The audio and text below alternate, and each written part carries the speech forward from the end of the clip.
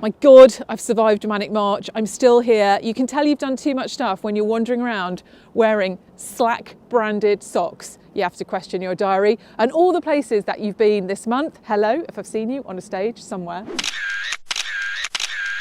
This week, I was reflecting on the data from the Microsoft Work Trend Index that 74% of managers feel they don't have the resource or influence to protect their teams, to help their teams, even though teams are feeling massively overwhelmed and burnt out. So I wanted to bring in Jo Palmer. Jo Palmer is the VP of HR at Colt Data Services. No, me neither. Magical data centers make all of our remote working work. And Jo did a great presentation recently on how he'd got his board and his teams to do less stuff. Over to Jo for some inspiration. Us HR people, we love an engagement survey. And really, some of that feedback came as we're feeling really stressed at the moment as an organization. There's so much going on. Well-being is really taking a bit of a hit. I'm sure that's a story that most people can relate to at the moment. One that really stuck out to me was leadership. Stop telling us what to do. Tell us what not to do.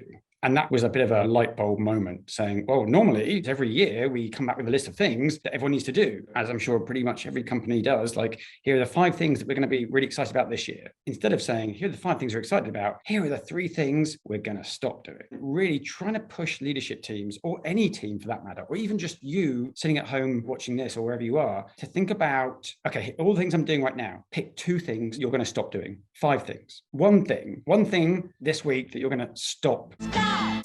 Stop doing. It's hard because you think everything's really important, but I bet you can find something. I had some great data from the organization saying, whoa, up there, we've got to think about what is going on in our organization. So really, that was, if you like, my in, and the way to kind of capture their hearts and minds around this. It actually felt quite a muddly conversation, which I know that as folks in business, we don't like a muddly conversation. We want it to be a clear thought process, an ABC we're going to follow, but it actually took some real creative thinking to try and get there. And so it did feel a bit unusual. It did feel a bit complicated, and it did feel a little bit unnatural at first. Something as big as leaving a market or deciding not to go into a market. Trying to be really clear about big ticket items like that, or thinking about a customer who isn't going to be as key to your success in the future. All those kind of things are really important to try and say, no, we're not going to be doing that anymore. It was greeted really well. So there was a lot of, oh, okay, a little bit of how's that going to work? Okay, what we're going to do instead, of course. But really, there was a view that this is the clarity that we want to try and get to as an organization. We immediately saw an increase in the engagement survey around strategy and leadership, and a decrease around stress through the organization. So we had some pretty tangible results pretty quickly around that. So it was great.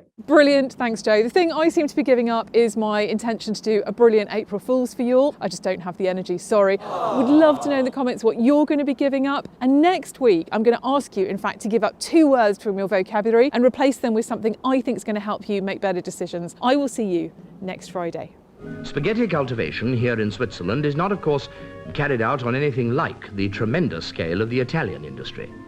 Many of you, I'm sure, will have seen pictures of the vast spaghetti plantations in the Po Valley. For the Swiss, however, it tends to be more of a family affair.